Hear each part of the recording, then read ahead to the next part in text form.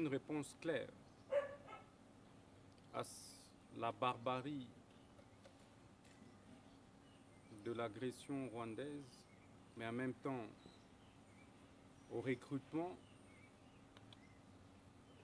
et à l'infiltration du gouvernement rwandais au sein de la classe politique congolaise, nous avons proposé la mise en place du bloc des résistants nationalistes pour mobiliser, rassembler, fédérer tous ceux et celles de nos compatriotes, jeunes et vieux, étudiants, membres de la société civile, qui ont accepté de demeurer loyaux envers la République, qui ont refusé d'aliéner la souveraineté de la République aux étrangers, qui ont accepté d'accompagner la cause de la République. Et ça, c'est essentiel.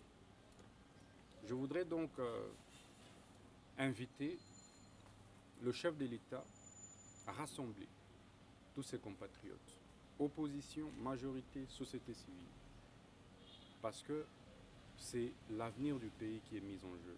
Vous savez, l'ennemi a choisi pour méthode l'encerclement. L'ennemi a choisi pour méthode l'infiltration. Et pour pouvoir y faire face, nous devons nous organiser en interne. Et c'est dommage qu'il y ait certains jeunes, qu'il y ait certains politiques qui puissent sacrifier l'intérêt suprême de la nation au profit des intérêts égoïstes, mesquins, mais aussi étrangers, qui puissent vendre leur âme au Rwanda, le régime rwandais qui nous a massacrés, qui nous a tués, qui nous a pillés depuis plus de 2 décennies. Accepter de faire allégeance aujourd'hui au Rwanda, accepter de faire allégeance à M. Paul Kagame, c'est en fait vendre la souveraineté de la République qui a été arrachée au prix d'énormes sacrifices. Rappelez-vous des martyrs de l'indépendance du 4 janvier 1959. Rappelez-vous de l'ignoble assassinat de Patrice Emery Lumumba. Rappelez-vous d'autant de martyrs que nous avons connus pour que nous ayons notre souveraineté en tant que nation, en tant qu'État indépendant. Et accepter aujourd'hui de faire et jouer les jeux d'un État minuscule comme le Rwanda, c'est extrêmement grave et inacceptable. Et c'est pourquoi, au-delà de cette proposition de rassembler, de fédérer toutes les forces vives de la nation autour d'un bloc, des résistants nationalistes, il faut prendre des mesures qui s'imposent. Je pense qu'au prochain gouvernement, nous aurons besoin des ministres vertébrés. Nous aurons besoin des ministres qui ont de l'audace.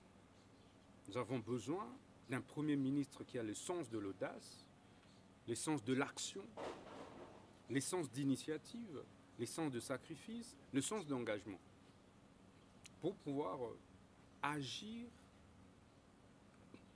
à temps réel et ainsi bouter hors d'état de nuire l'ennemi qui est déjà à nos portes. Vous savez, l'insécurité à l'est du pays n'est pas une question qui concerne l'opposition ou la majorité. Parce que les compatriotes qui meurent à l'est ne sont ni de l'opposition, ni de la majorité, encore moins la société civile. Ce sont les Congolais qui meurent. Les ressources naturelles qui sont pillées systématiquement à l'est du pays, dans la partie nord du pays, ne sont pas les ressources naturelles de la majorité au pouvoir. Ce sont les ressources naturelles de la République démocratique du Congo. Et donc, cette question de guerre de l'Est, cette question de l'agression du Rwanda devrait au plus haut point interpeller les consciences des uns et des autres. Je vois des gens encourager ces pratiques ici. C'est bien dommage parce que, et je les dénonce avec la dernière énergie, l'opposition républicaine dénonce cela. Il y a encore un groupe, des recrues du M23, qui sont ici à Kinshasa. Parce que c'est un réseau. Comment voulez-vous que 2-3 amis se retrouvent au M23 et que les autres avec qui ils conversent chaque jour demeurent en train de sabrer du champagne ici à Kinshasa? sans interpeller, sans être interpellé. Donc il est urgent que le ministre de la Justice congolaise prenne la mesure du danger qui guette la République et mesure le sens de ses responsabilités en tant que ministre de la Justice. Et que notre justice congolaise puisse accompagner les efforts de guerre de nos frères RDC et même du président de la République. J'entends dire que non, c'est faire le Djalelo, c'est faire le lead du régime en place que de soutenir les efforts de guerre du M23 contre le M23. Non mais écoutez, c'est injuste d'observer que sur la ligne de front, le chef de l'État se bat tout seul, quasiment. Et qu'il y ait certains des dignitaires du régime qui se la coulent douce sans prendre les initiatives nécessaires. Et donc, prioritairement, nous demandons que la justice congolaise interpelle tous les complices, les suspects complices qui se retrouvent encore ici à Kinshasa et dans d'autres villes du pays. De manière urgente, de vérifier, de retracer les différentes communications qu'ils ont émises pendant cette période.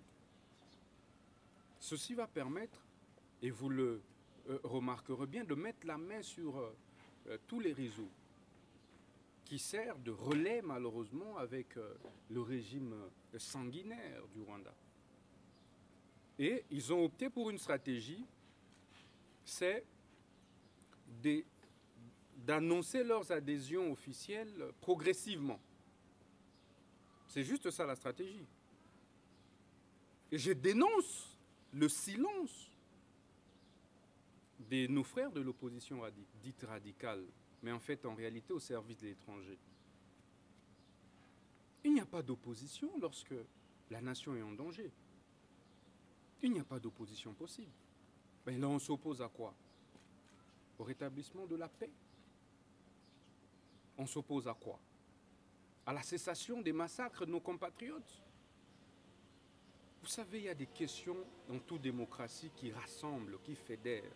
La démocratie que nous avons mimée de l'étranger, mais il faut aussi suivre l'exemple des dirigeants étrangers lorsque leur nation se trouve face aux défis d'insécurité, comme c'est le cas pour nous aujourd'hui.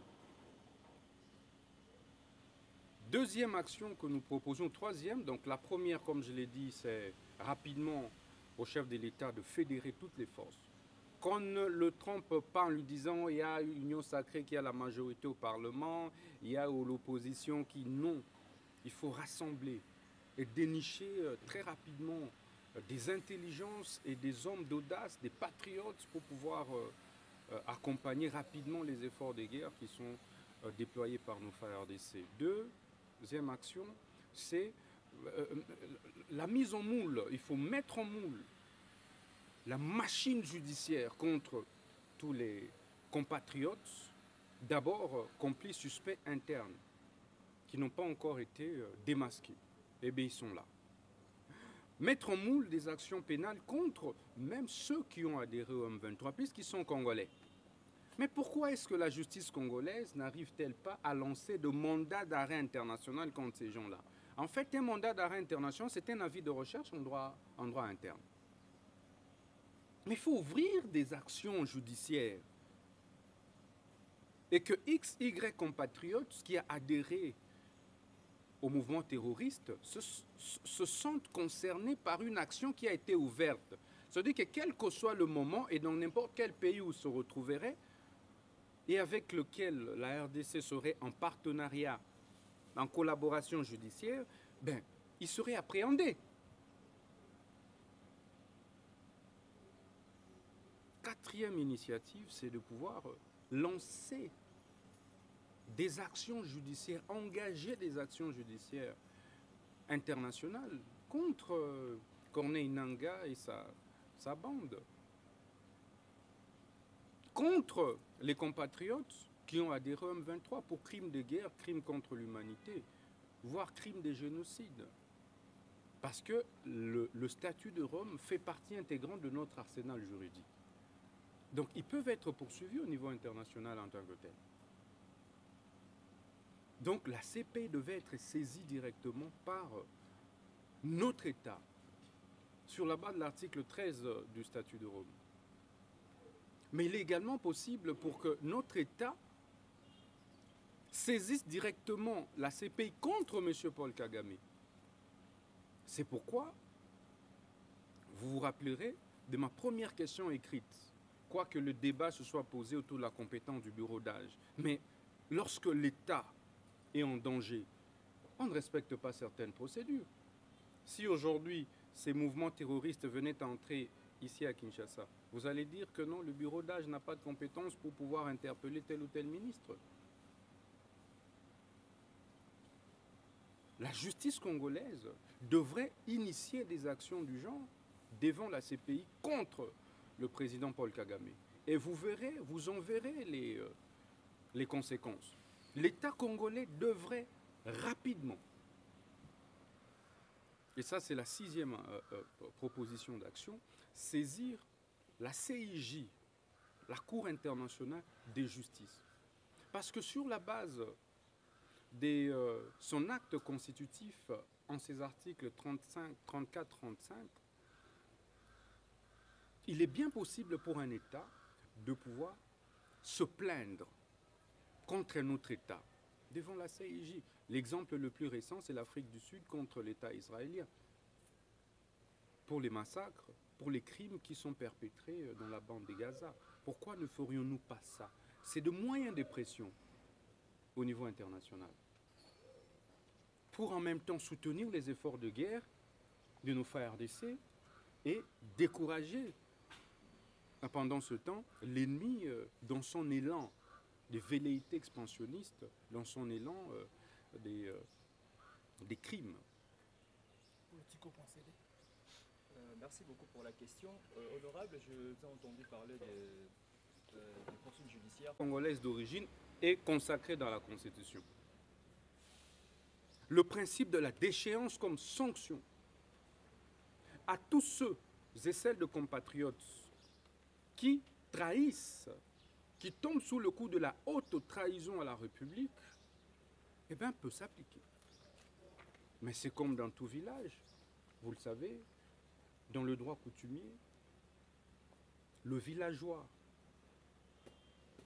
qui tombe en disgrâce, le villageois qui se mécomporte vis-à-vis des valeurs ancestrales, coutumières de ce village-là, il y a une sanction. Généralement, ce villageois est banni du village. Et on les chasse, on dit tu n'es plus de ce village. Mais pourquoi un compatriote qui peut quitter Kinshasa, et vous le savez bien qu'il est recruté par Paul Kagame, ce dernier qui a clairement dit qu'il veut prendre une partie de l'Est du pays, et vous laissez ses compatriotes commencer à se faire appeler Congolais. Au nom de quoi? Donc l'opposition républicaine invite rapidement le ministre de la Justice à actionner les mécanismes de la loi sur la nationalité. Corneille Nangaa, il faut lui retirer la nationalité congolaise et tous les autres. Vous verrez que cette rigueur va décourager certains compatriotes à continuer à se comporter ainsi, à trahir ainsi la République. Et pour votre question, vous savez, il faut dire que la diplomatie congolaise est agissante. Mais il y a plutôt beaucoup de faiblesses au niveau des animateurs. Nous n'arrivons pas à utiliser tous les outils diplomatiques en notre possession. Je crois que c'est ça le vrai problème. Jusque-là, nous nous limitons à dénoncer, à marmonner, à pleurnicher. Et ça, nous condamnons cet état de choses. Nous devons passer de l'étape bébé Ça veut dire quoi? Ça veut dire mettre en moule toutes les actions que je viens de décliner. Nous avons toute une série d'instruments juridiques internationaux, en fait, auxquels nous ne recourons pas, simplement. Est-ce que c'est la communauté internationale qui nous a empêchés de saisir la CIJ contre le Rwanda? Est-ce que c'est la communauté internationale qui nous refuse le droit de saisir la CPI contre M. Paul Kagame? Mais est-ce que c'est la communauté internationale qui nous refuse d'appliquer le principe de la réciprocité? Est-ce que c'est la communauté internationale qui nous refuse de lancer des mandats d'arrêt internationaux, non contre des compatriotes qui tombent sous le coup de l'attentat à l'intégrité territoriale de notre pays? Non, c'est nous-mêmes. Et en droit, on dit nul ne peut se prévaloir de sa propre turpitude. Une dernière question. En droit international, il n'y a que des intérêts. Il n'y a pas d'amis. Les relations internationales sont basées sur le volontarisme, même le droit international. Il est basé sur le volontarisme, sur l'action. Et il revient à nous d'avoir un bon ministre de la Justice qui agit, qui a de l'énergie et qui a du courage, de l'audace. On a besoin d'avoir un bon ministre des Affaires étrangères qui a le sens de l'action, le sens de l'audace, le sens de l'engagement. On a besoin d'avoir des ministres forts qui vont chacun agir dans son domaine, mais dans le sens de ramener la paix dans la partie du pays. Mettre en compte deux questions en même temps. Ils vont poser la question directement. Et puis, Jassan Lingala va continuer. On n'a pas encore abordé la deuxième thématique. Oui, ils vont poser une question. Oui, président, je vais essayer quand même de rouler tout autour de la première thématique très rapidement. Nous avons été le premier à être reçu à ouvrir le bal des consultations en vue de la formation, de l'identification de la majorité parlementaire.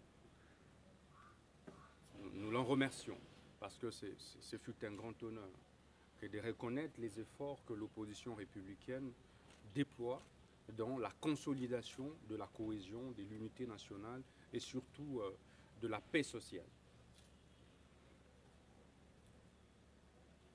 Au menu, nous avons évidemment passé en revue les différentes questions d'actualité, notamment celles qui concernent la mise en place du prochain gouvernement. La position de l'opposition républicaine était claire.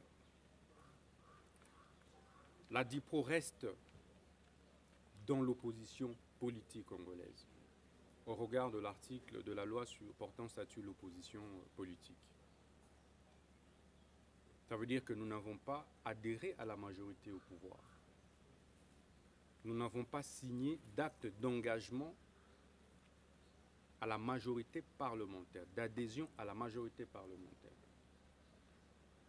Nous sommes donc restés dans l'opposition politique. Ça, c'est une information capitale que vous devriez savoir. Donc, le chef des files de l'opposition politique congolaise, Constant Mutamba, n'a jamais adhéré à la majorité parlementaire. Nous avons donc décidé de poursuivre notre combat au sein de l'opposition politique congolaise, mais de manière républicaine. Mais nous avons donné notre disponibilité au nom de la cohésion nationale à pouvoir servir la République dans le cadre d'un gouvernement d'ouverture. Parce qu'en fait, la finalité de notre combat, c'est de pouvoir servir. On ne peut pas servir la République si on est en dehors du jeu politique. Voilà la disponibilité que nous avons formulée, évidemment avec un certain nombre d'exigences. Parce que nous sommes quand même la deuxième force de l'opposition au niveau du Parlement. La deuxième force. Après Ensemble, c'est DIPRO. Et de ce point de vue, après avoir accompagné et crédibilisé le processus électoral en déléguant nos représentants, les représentants de l'opposition à la CENI, c'est l'action majeure qui avait débloqué les processus électoraux. après avoir été le premier à féliciter le président Tshisekedi, parce que rappelez-vous, Katumbi, Matata Ponyo et les autres avaient constitué, Martin Fayoulou avait fait bloc pour exiger l'annulation des résultats, pour appeler la population à se révolter, bref, appeler à l'insurrection. Savez-vous que si cet appel était suivi, évidemment, on aurait mis de l'eau au moulin des terroristes du M23 pour pouvoir, évidemment, justifier et légitimer leur lutte. Mais le 28 décembre 2023, le candidat président de la République de DIPRO, de l'opposition républicaine que je suis, que j'ai été, avait été le premier à décrisper les tensions politiques en félicitant le président de la République actuelle, Tshisekedi, et en reconnaissant la défaite de l'opposition politique dans son ensemble. Mais au vu de ces différents efforts, nous avons présenté notre disponibilité à continuer à servir la République. Et donc, au-delà du gouvernement, nous avons également souhaité l'accélération de la mise en place du porte-parole de l'opposition, dont je suis candidat d'ailleurs. Je suis candidat porte-parole de l'opposition politique congolaise. Pour la simple et bonne raison que les autres ne sont pas de l'opposition républicaine. Je suis aujourd'hui surpris que des gens se contredisent de cette façon. On se radicalise il y a quelques semaines, mais à peine après quelques jours, on change de position, on redevient opposant républicain, et pendant ce temps, ce sont ces militants ou ces cadres qu'on voit adhérer au mouvement M23, la AFC, mais il y a un problème. C'est ces contradictions, c'est ces incohérences de nos compatriotes et camarades d'opposition, entre guillemets, qui nous poussent à nous assumer et à poursuivre notre lutte seule. Et donc, nous souhaitons que vraiment à la session de mars, le processus des désignations du porte-parole de l'opposition soit enclenché afin que le DIPRO puisse présenter sa candidature à ce poste-là. Nous avons également sollicité que la minorité de l'opposition au sein de l'Assemblée nationale soit protégée. Comme vous le savez, l'opposition a droit en principe à être représentée au sein du bureau de l'Assemblée nationale. Nous avons également demandé à l'Excellence Monsieur l'informateur, Augustin Kabouya, à l'époque, de pouvoir garantir la représentation de l'opposition au sein du bureau de l'Assemblée nationale. Et cela a été coulé dans un cahier des charges que nous lui avons transmis avec un certain nombre de détails que je ne saurais malheureusement livrer à la presse. Je pense qu'on a compris. En Lingala, 2 mois, en Lingala.